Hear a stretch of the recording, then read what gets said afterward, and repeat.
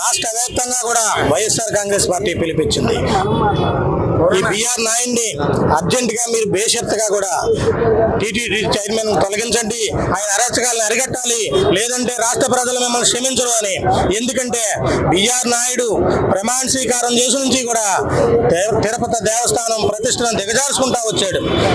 భద్రతా వైఫల్యం వల్ల జనం జరిపోవడం కానివ్వండి, లడ్డు వ్యవహారం కానివ్వండి, ఆయన రాసలీలలు కానివ్వండి, ఇవన్నీ కూడా పవన్ కళ్యాణ్ గారు మెట్టు మెట్టు ఏదైతే కడిగారో మీరు ఈ రోజు కూడా గ్రహించి మళ్ళీ మెట్టు మెట్టు కడిగి ఈ బిఆర్ నాయుడు చేసినటువంటి అబద్ధతని మీరు తొలగించకపోతే రాష్ట్ర ప్రజలు మిమ్మల్ని కూడా క్షమించరని మీరు ఆ రోజైతే వైఎస్ఆర్ కాంగ్రెస్ పార్టీ మీద బురద జల్లి ఏదైతే మీరు ఎంత డ్రామా చేశారో అవన్నీ కూడా తేట తెల్లమైందని మీ రోజు సిగ్గుపడాలి.